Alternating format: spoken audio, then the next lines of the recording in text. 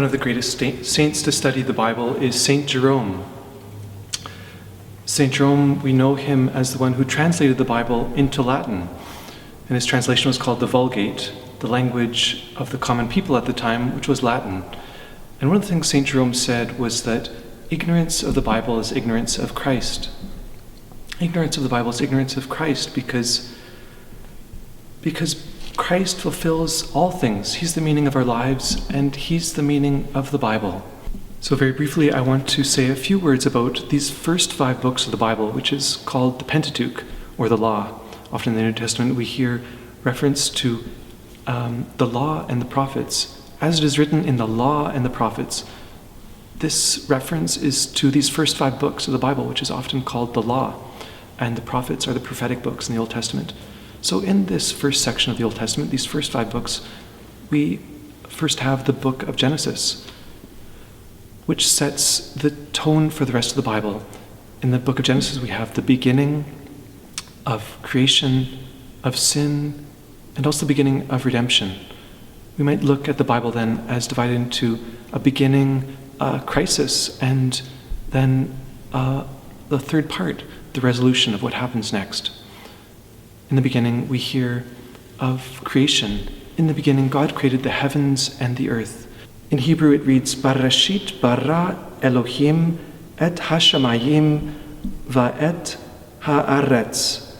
So in Hebrew, we have, in the beginning, created God, and the word used in Hebrew is bara. This is a word which only used with God. Only God does this action.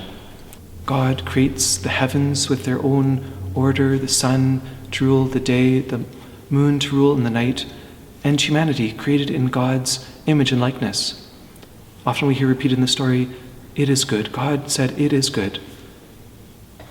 Though in chapter 3 in the book of Genesis, we hear about the fall, we hear about the origin of evil in the world, which comes from a free choice of Adam and Eve. These first accounts in the book of Genesis are depicted in symbolic language. You hear about a talking tree, a talking serpent, and symbolic trees. Yet in spite of that, this is a real event which happens. For God created the world good, but evil emerged because of this free choice of Adam and Eve. We then are conditioned by this choice of Adam and Eve. As, for example, leaves on one large organism, one large tree, where Adam is the first acorn. In this third chapter of the book of Genesis, which depicts the fall, we also hear the beginning of the gospel. As God says to the serpent, I will put enmity, division between you and the woman, between your offspring and the offspring of the woman. We find this fulfilled in Jesus, the son of Mary, who is the new Eve. In the rest of the book of Genesis, we find what happens next, how God brings healing, how God brings a radical surgery to humanity to bring healing to the relationship between humanity and God. This happens especially through Abraham, as God calls Abraham to leave the house of his father to a land he doesn't know. God gives him a promise that he will make his name great and will bring forth great descendants. God guides the people of Israel, the descendants of Abraham, providentially. And the people in the Bible are just like us. They're not perfect, they make mistakes. Yet in spite of the evil that they do, God brings healing. We see this especially in the person of Joseph, as his brothers sell him into slavery. Joseph, though, gains a great reputation as one who interprets dreams. It leads to a reconciliation between Joseph and his brothers, and at the end of the book of Genesis, he can say to his brothers, even though you meant evil against me, God meant it for good. We often hear the expression, God writes straight with crooked lines, and we see that in the Bible. Even though you meant evil against me, God meant it for good. God brings healing to humanity through this chosen people. In the book of Exodus, God leads the people of Israel who become enslaved in Egypt through Moses. whom God calls. Moses leads the people out of slavery on the night of the Passover, which is such an important night for us as Christians.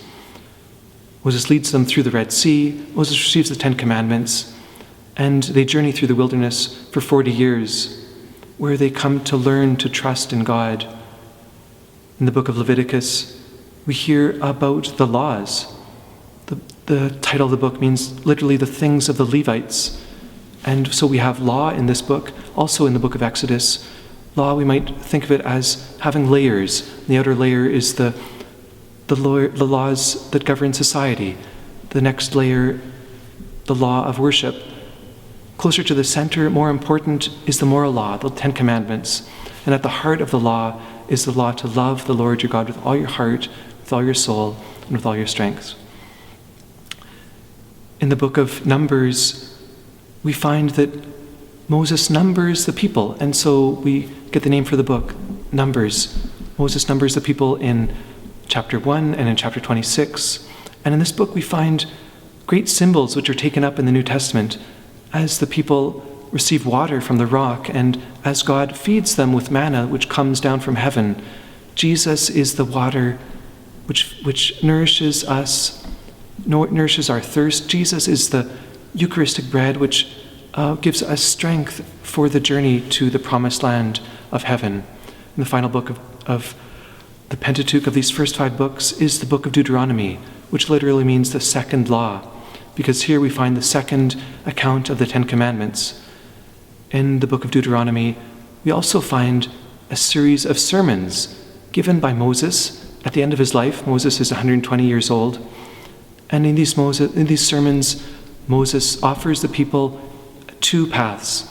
The path of life, which is the path of receiving the Lord's word, following in obedience his law, his instruction.